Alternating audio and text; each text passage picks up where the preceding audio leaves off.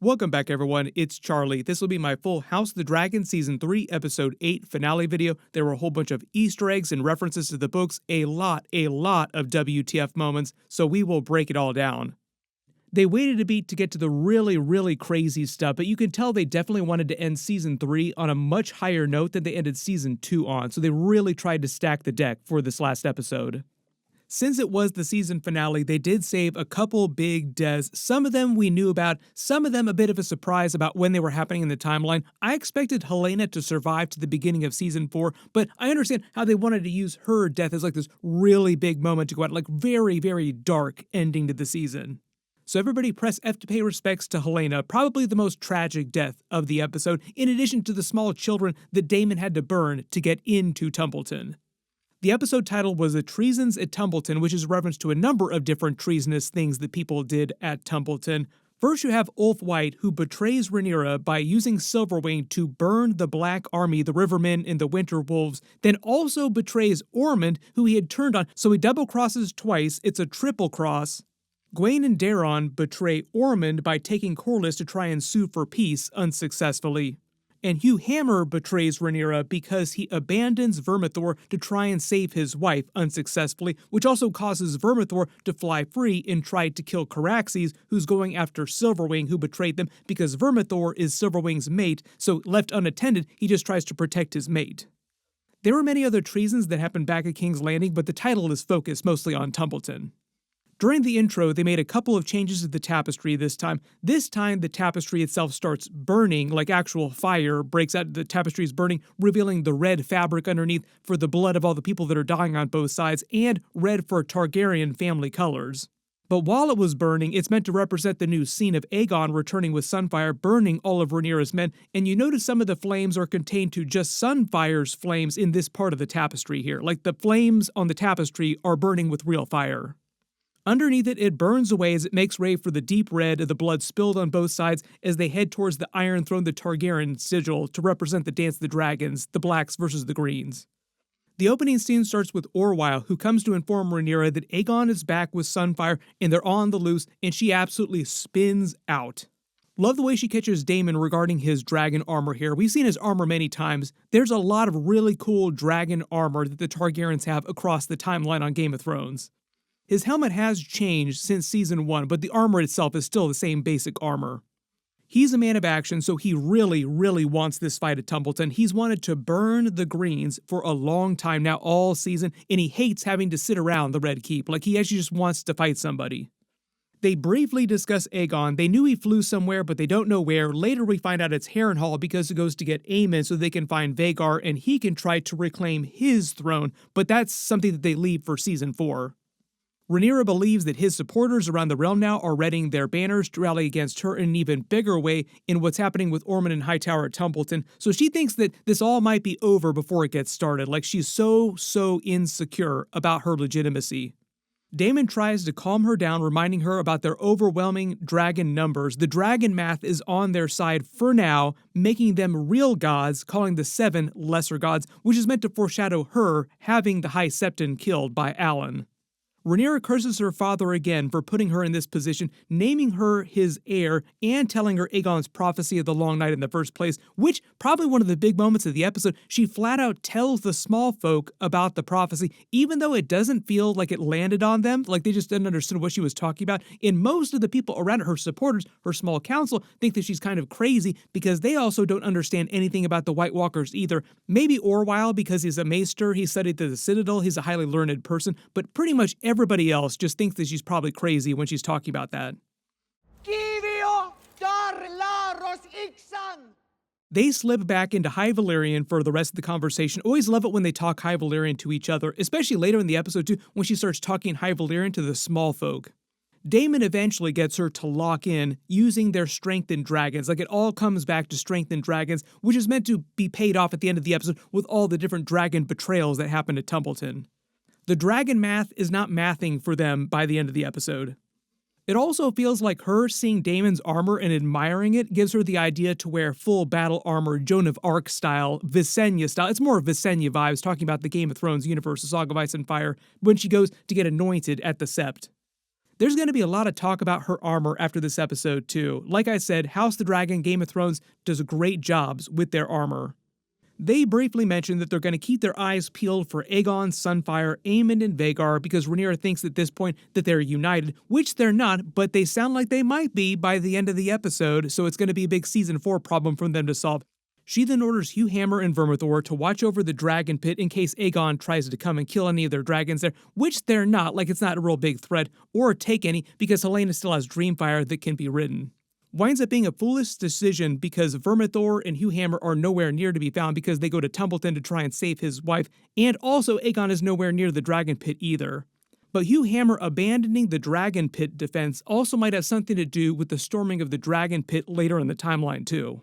Maybe that's just some foreshadowing for Season 4 stuff, like Dragonpit undefended is not a good idea.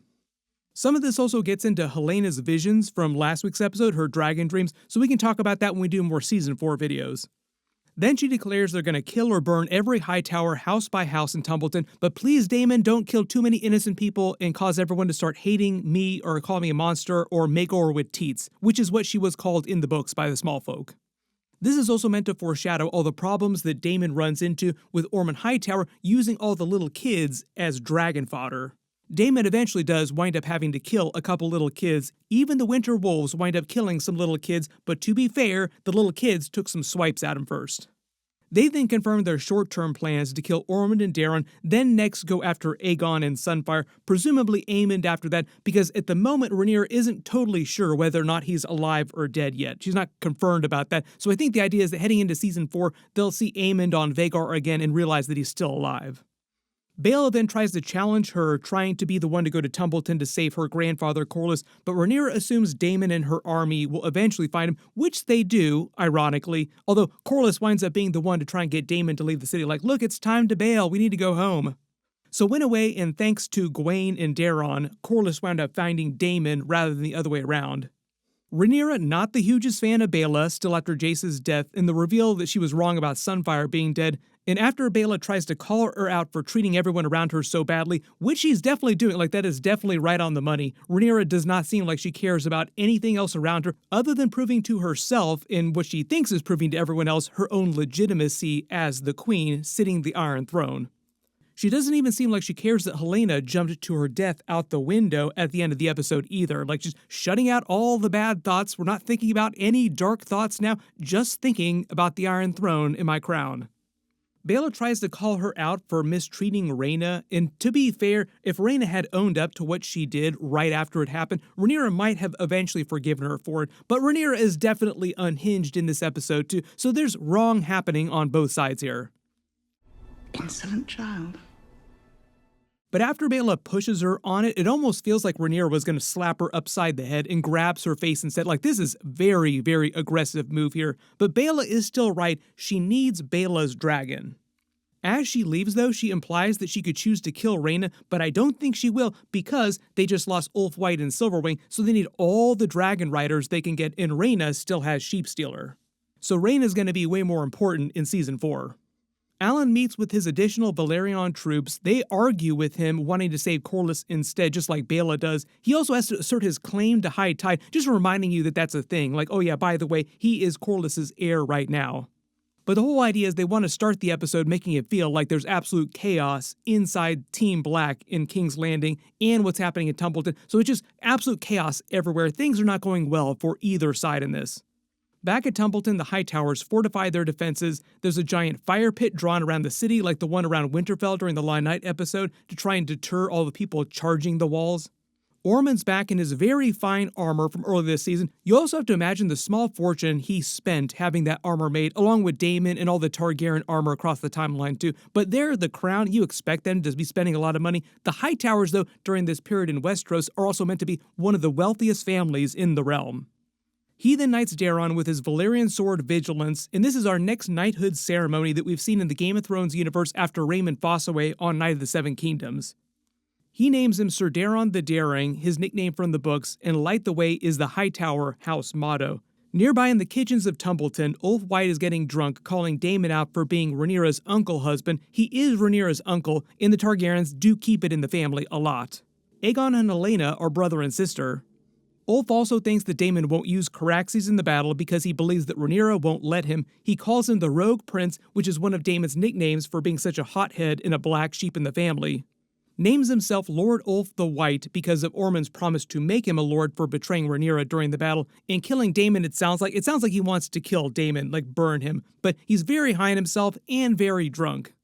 Then we get a scene of Rhaenyra in the king's chambers, technically the queen's chambers, her chambers now, looking at her father's crown and his Lego Valyrian freehold behind it, thinking about her legacy in the current state of the Targaryen dynasty, the fall of the Valyrian Empire, and the possible fall of her house too. Like, what does her legacy mean? Like, she's so focused on that in this episode.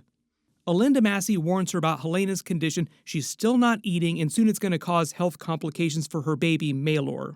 Also, falling out a high castle window onto a bunch of spikes is going to cause health complications for her baby Maelor. But just as Baela said Rhaenyra was too preoccupied with her own sense of legitimacy that the people around her she seemingly cares not for Helaena and is more worried about making the High Septon anoint her at the sept in front of all the small folk. She does not even bat an eyelash when she hears about Helaena. Then we get a funny scene of Alinda Massey telling Mysaria to promptly get the F out of the Red Keep in King's Landing, board the Mermaid's Kiss ship to Pentos, and never come back. Which ironically was what she was trying to do after Season 1 until Daemon stopped her from going and she decided to stay and become Rhaenyra's Mistress of Whispers. Alinda Massey is just as confused about why Rhaenyra had the sudden change of heart and seems very worried about Rhaenyra's mental health. If you couldn't tell on all these seasons, all these episodes, Alinda Massey has been her lady-in-waiting for a very long time, and she is like the world's #1 Rhaenyra Targaryen fan. So the fact that she's so concerned about what's happening to Rhaenyra and her mental state in this episode should tell you a lot about Rhaenyra's arc. I think the reason why Rhaenyra is kicking Mysaria out of the Red Keep is because she feels like she was trying to pour too much honey and snake oil in her ear and serve her own interests and has grown mistrustful of her, turning on her, but she did appreciate the lay, so thank you very much for that, Mysaria. Now please show yourself the door.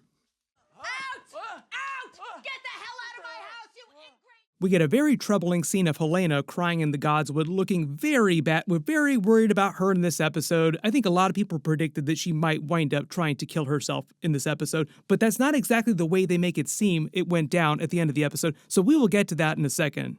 While she's walking through the courtyard, she sees the horse and carriage from her dragon dream, and it winds up being Mysaria's cart taking her to her ship, and runs into her while she's being kicked out of the Red Keep, and tries to scorch the earth as much as possible for Rhaenyra out of spite. Telling her that Aegon is still alive, still has Sunfyre, which Helaena also saw in her dragon dreams in previous seasons, and that Rhaenyra will never let her go, and she and her son Maelor will forever be hostages, and Rhaenyra is going to use them against the Greens. Which is also meant to contribute to one of the reasons Helaena tries to escape and eventually dies, trying to crawl out of the Red Keep. Basically feeling so helpless like she's a pawn and she has no control even over her own body. So if you want to blame people for what happened to Helaena at the end of the episode, add Mysaria towards the top of that list. Like Rhaenyra is really high up on that list, but Mysaria is also on that list too. Back in Harrenhal, we get a bunch of really trippy scenes with Aemond. He hears Aegon's screams in his dragon dreams again. It's the same screams that he was hearing at the beginning of the season and asks for his help before Alys Rivers wakes him up and they bond over their families either hating them or being dead. We get a lot of lore dump from Alys Rivers too. It's actually pretty cool lore. When he tries to tell her that he's cursed, like, why would anybody want to love me? My own mother hates me. Just let me be by myself. He seems like he wants to crawl up into the fetal position and die. Ironically, she tells him about why she's cursed too, literally cursed. She has a little bit of story time. Let me tell you about Aegon's conquest. So she tells the story of how Aegon burned Harrenhal with Balerion the Black Dread to try and kill out Harrenhor, Harren the Black's line. She then reveals she is a real witch with real power like Melisandre, even though Melisandre was a follower of the Red God, so that's where her power came from. All the magic in Game of Thrones is real, but people practice different types of magic, get their magical power from different places or different deities.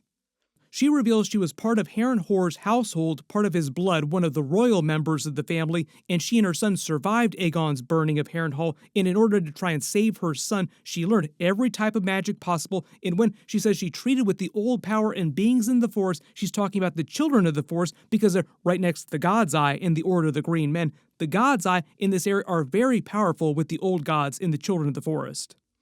When she says none of the magic that she found could fix what Dragonfire had done to her son's body, that's because Dragonfire also has a magical component to it. Dragons themselves are magical creatures.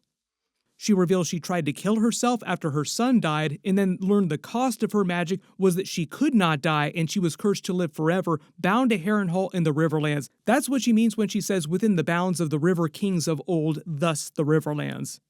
Now you kind of wonder what's going to happen to her later in the timeline during Season 4 too if she can't die per her curse. She eventually lost her name and title, which is ironic because Daemon earlier this season said she had no name and title to claim Harrenhal with, so technically the castle actually belongs to her by rights, by blood. She was part of Harrenhal's line, it's just that his line was obliterated so everybody believes that the house doesn't exist anymore.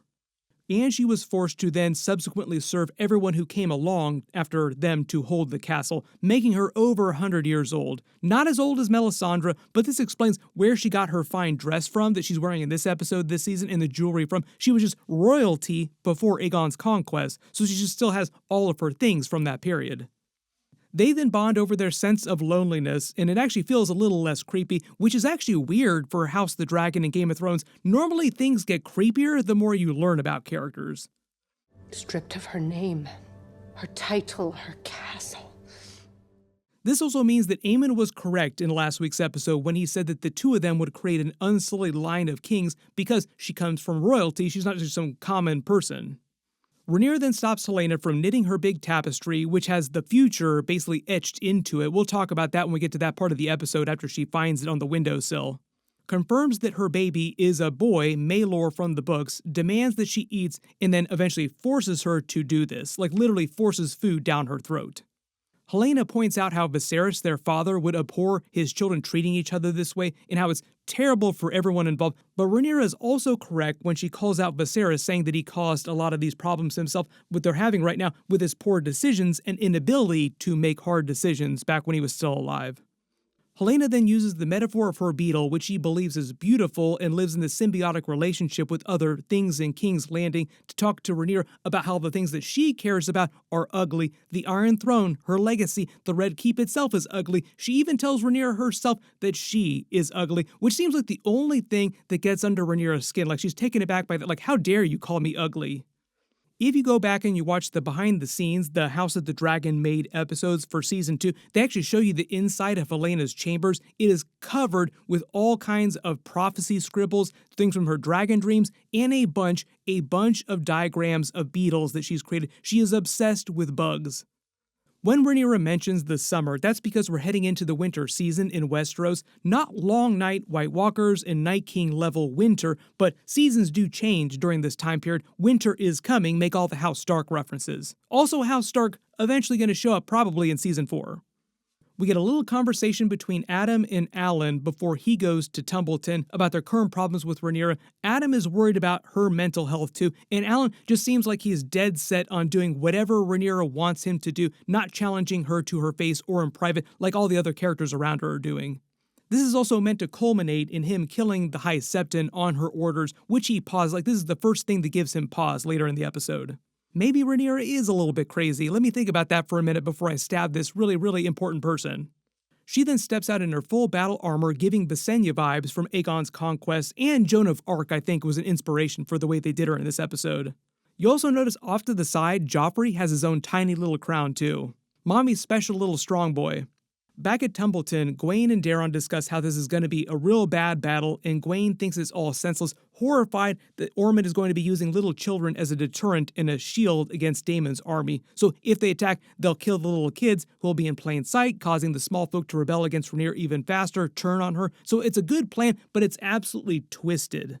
Most of these early scenes between Gwaine and Daeron are him trying to become Daeron the Daring from the books and hop on Tessarion so that people don't think him a craven like people think of Ulf White.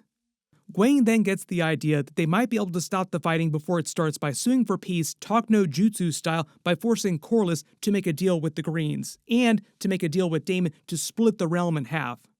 While this is happening, back in King's Landing, Mysaria takes an opportunity to bolt from her cart after the castle guard are slowed by the small folk so that she can watch Rhaenyra give her big speech to the small folk. My other assumption for this too, keeping Mysaria inside the city, is so that she's around for Season 4 and might be involved with the Shepherd subplot. We get our first conversation between Rhaenyra and Joffrey in a long time. I think this is the first time we've seen her talk to Joffrey since way, way back. While she's telling him that he is the heir now, she notices the bastard's graffiti in the house Strong colors because Joffrey is a strong boy. His father was Harwin Strong, and starts to tell him Aegon's prophecy in the tradition of passing it down, prophecy from king to queen to heir. There is a story that your grandsire told me. It was told to him by the old king. Back at Tumbleton, Gwaine tries to sell Daemon on the idea that they split the realm. Daemon takes the southern half, and then Rhaenyra takes the northern half, so everybody gets to keep everything and nobody has to die. Daemon, of course, is hearing none of this. He loves battles, he wants it, so there's nothing that anybody could say to him here that will get him to agree to their terms. Corlys points out that the realm is never going to accept a woman as their sole ruler, which is meant to be a callback to both Episode 1, Season 1, during the Great Council when Rhaena, the oldest living heir of the oldest male in the line of succession, was passed over for Viserys, who was lower in the line of succession because she was a woman, and then later Rhaena said that the realm would sooner see itself burn to the ground than accept a woman on the Iron Throne. That is the real thesis of House of the Dragon as a show, like all the seasons, is that the realm would rather tear itself to pieces and scorch the earth than see a woman, Rhaenyra in this case, sit the Iron Throne. Corlys tries to sell Daemon on an even better deal. Name Daeron Warden of the South. He'll never have to be king. You don't have to reference king in his title anywhere, and in the way the Starks are Wardens of the North. When Daemon reminds him about their Aegon and Sunfyre size problem, Aemond and Vhagar as well too, Corlys tries to tell him that these north and south halves can unite against them, so they'll be much, much stronger. Theoretically, he's not wrong, it could work, but it does go against Aegon's prophecy, his whole reason for uniting the Seven Kingdoms in the first place, the conquest in the first place, because of the Long Night, a realm divided wouldn't be able to defend itself against the White Walkers. And the irony is that when he asks Daemon what he really wants from this war of the Dance of the Dragons, is that Daemon really just does want all the Hightowers to die.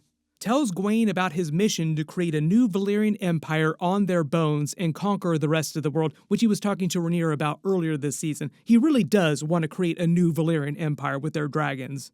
At this point in the show, they really want him to feel just as unhinged as Rhaenyra and Ormund are. Like, all the big decision makers are just completely bonkers by this point.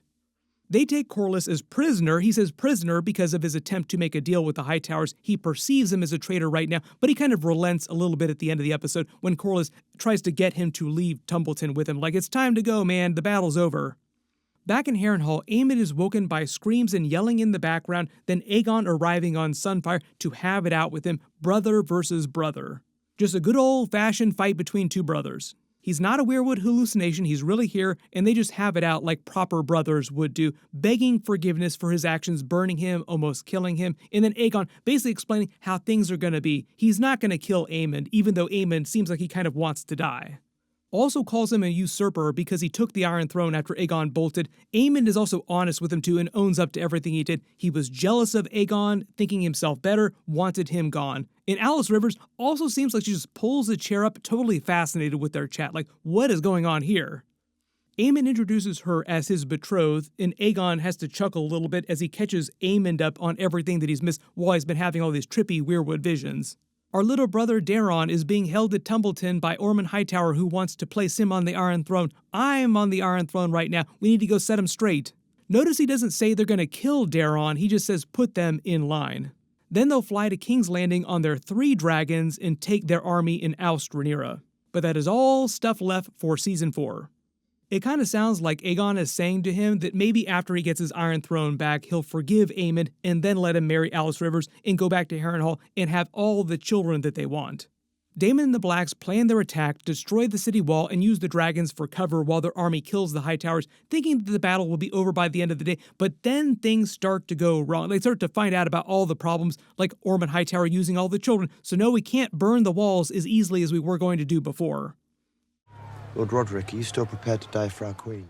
Daemon's line to Roderick Dustin about being ready to die for Rhaenyra is meant to be a callback from his quote from earlier this season when he declared that they came to die for the Dragon Queen. Black Aly, also in the background, looks like she's really excited for this fight, like she's the only person who's going crazy over this. Back at King's Landing, the High Septon predictably refuses to anoint Rhaenyra, thinking that Aegon's return is a sign from the gods that he's the rightful king, and calls her princess to her face, which is a big, big insult. Wrong thing to say to Rhaenyra in this moment. She then orders Alan to kill him, and like I said, this is the first time he pauses, sort of questioning whether or not Rhaenyra is crazy or if he should be doing this. My early assumption is this is meant to inform his Season 4 arc, like they really want him to be a big character in Season 4. She then whispers some of her own honey into his ear. Being the blood of old Valyria is a reference to the Valyrians also being from ancient Valyria. They just weren't dragon riders. And he said all these issues of wanting to belong, wanting a name for himself, despite telling Adam that he had no ambitions, he does have a couple small ambitions. This whole thing, killing the High Septon, is also meant to be a callback to Maegor the Cruel, because she is called Maegor with teats in the books, but Maegor famously had a war with the Faith and destroyed the former Sept, building the Dragon Pit on its ashes. And this whole scene here is her basically holding the threat of dragons over their heads. Rhaenyra then gives her big speech referencing Viserys naming her his heir in front of the realm in Season 1, then gets really prophecy drunk, naming herself as the prince who was promised from Aegon's prophecy of the Long Night. That was a wild moment where she literally calls herself the prince who was promised. And it starts to feel like she's pumping herself up as much as possible, and even though she probably thinks that she's inspiring the small folk, most of them don't seem like they understand what she's talking about and think she's just kind of full of herself and just want food, because most of them have been starving all season and care nothing for White Walkers or long night talk. She references a whole bunch of deep cuts, the doom of Valyria. She believes the gods summoned Aegon to conquer the Seven Kingdoms, to shield the realm from the long night. In the ancient sinister darkness in the north are the White Walkers and the Night King. Notice the people around here start to give a little side-eye, like Torrhen Manderly is giving side-eye because he thinks that Rhaenyra has completely lost it. Little Joffrey here also seems like he does not care about the prophecy at all. Like, what are you talking about, mommy? She then points out how the Hightowers can't fulfill the prophecy because they don't have dragons, which isn't totally correct because they have Daeron, who has a dragon, and they can control dragons like Ulf White if they can control those with Valyrian blood, which they currently are right now. So all you really need is somebody on the throne who has control of someone who has dragons. This is kind of their answer later in the timeline with Jon Snow and Daenerys, that they have an alliance and Daenerys is the one that controls the dragons. And when she calls herself the prince who was promised in High Valyrian, I'm assuming that nobody here except for Maester Orwyle or maybe Joffrey, who's probably studied High Valyrian, understands what she's saying. So as you notice, this is why nobody in the crowd is cheering for her in this moment. It's dead silent. Back in Tumbleton, Daemon gives a rousing speech that goes way better. He's playing to a much friendlier crowd, like everyone's way more hyped up to kill some Hightowers, and we get a really cool northern battle chant before the Winter Wolves take the walls. You really do feel bad for these little kids with the tiny shields that will do absolutely nothing in this battle. You can all let me know how you think that this battle in this episode ranks amongst the other big battles in Game of Thrones episodes in the past, from the original show or even Night of the Seven Kingdoms, with smaller battles but still very cool jousting scenes and battles during House of the Dragon. There have been a lot of cool battles, but anytime you introduce a bunch of dragons into a battle, they suddenly get way cooler. Daemon then starts to learn of Ulf White's treachery, but it takes him a little while in the episode to see what's really going on until he sees Silverwing in the sky burning the city and burning the Blacks.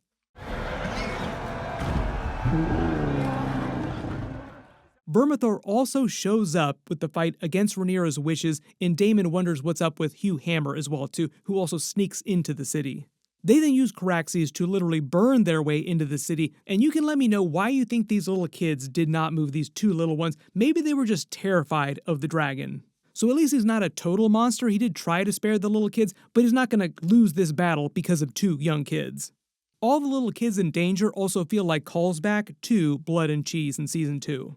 Hugh Hammer then sneaks in with their forces trying to save his wife, not on Vermithor. You notice he's also wielding a giant hammer, as in Hugh Hammer the name. So for a big chunk of the battle, Vermithor and Silverwing are riderless. During the battle, there are a couple funny moments, like the Winter Wolves are pissed that the gates have been opened and they're still alive. Like, oh, can you believe it? We're still alive. We're trying to die as hard as we can.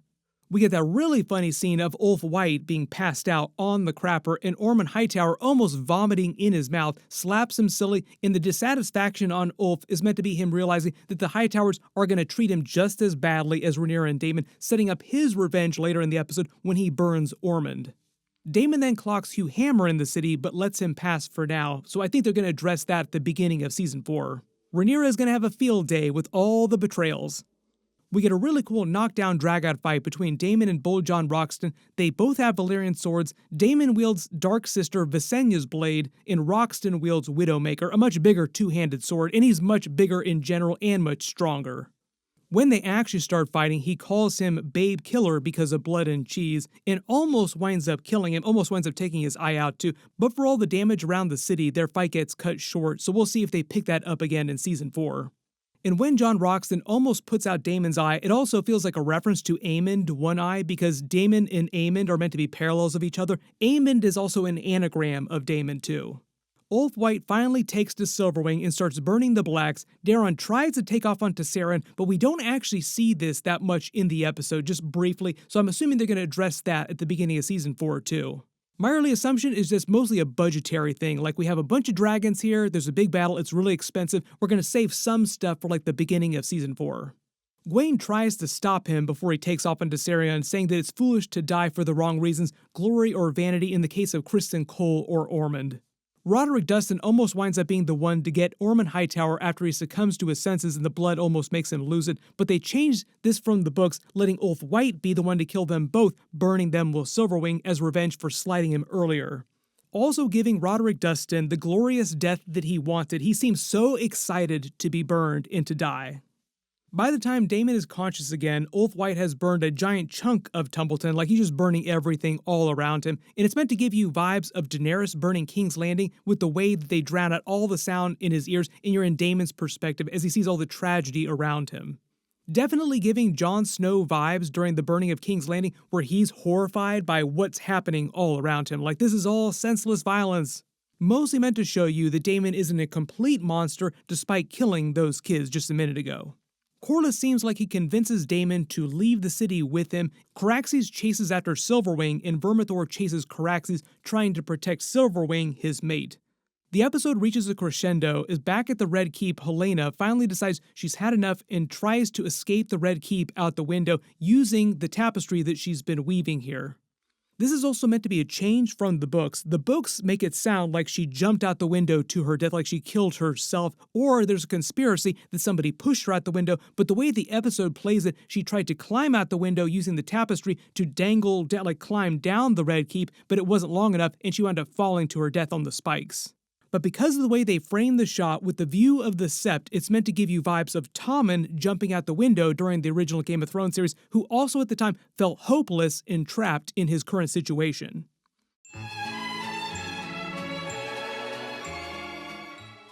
So if it wasn't clear, they really want you to think that Helaena didn't kill herself, she was trying to escape and it was just an accident. While this is happening, John Roxton finds Ormund's body, so he's found the body, it means he's dead. If you don't see a body, it means they're still alive, so when they show you the body, it means dead. Hugh Hammer also finds his dead wife. We'll see what happens to him in Season 4. Daemon and Rhaenyra are going to be pissed. The really big change with his character in this episode is the way they frame his betrayal. The books make it sound like he used his dragon to betray Rhaenyra, just outright typical betrayal, but he was actually in the episode just trying to save his wife, and Vermithor left on his own devices and was hurting Caraxes because he was trying to protect Silverwing, and Hugh Hammer wasn't there to stop him. So it was less of a betrayal and more dereliction of duty. Daemon and Rhaenyra will probably not distinguish between the two, though. Any kind of betrayal, no matter how small, is still betrayal. Rhaenyra then returns to the Red Keep from her speech looking super high on life, like she has a smile on her face, like not a care in the world, only to learn that Helaena is out the window and she is dead, R.I.P. You also notice the tapestry as she looks at it foretold her own death, so Helaena foresaw her own death falling out of the Red Keep. And you notice that Rhaenyra is framed on the Iron Throne with all the hands around her, the dragon flames, the pieces of dragons too, feels like a reference to the storming of the Dragonpit in Season 4. So the irony here is that Helaena is telling Rhaenyra her future without Rhaenyra understanding it, like earlier episodes where Rhaenyra was demanding that Helaena tell her what was going to happen, but that's not how dragon dreams work or visions work.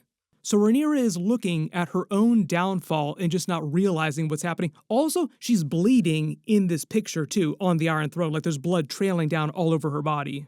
Definitely not good. Rhaenyra seems a little concerned when she sees this, but tamps it way down low, and then her shutting the window feels like a metaphor for her trying to shut out all the bad thoughts. Like, nope, go away, I'm not going to be thinking about you bad thoughts. Keeping her eye on the prize, the Iron Throne, much to her detriment, is going to wind up biting her in the butt big time in Season 4. Then I think the way they played the episode with the edit, Alicent is seeing the butterflies and it's meant to be timed with Helena's death. And even though she probably doesn't understand why the butterflies are flying around, she just takes it as an ill omen because of Helena's love for butterflies. But she'll come back to the Red Keep shortly after this at the beginning of Season 4 and learn that Helaena has died, killing herself. Although they believe she killed herself, but really she was trying to climb out the window, it seems like. Generally a very, very dark ending to Season 3. Everybody post all your reactions in the comments below and let me know if you spotted any Easter eggs or references in the episode that I didn't talk about during the video. The really big reminder is that Night of the Seven Kingdoms Season 2 episodes will start releasing early next year, so we don't have to wait that long before Game of Thrones, A Song of Ice and Fire episodes start again. We should start getting teasers and trailers for that by the end of the year. I'll start doing more videos for that when we do. I'm in the middle of working on my House of the Dragon Season 4 video right now too. That'll be my next big video to post, so be sure to enable alerts for my channel so you don't miss that. Everybody click here for that video. I'll update the link as soon as I post it, and click here for all my other House of the Dragon episodes. Thank you so much for watching, and I'll see you guys in the next one.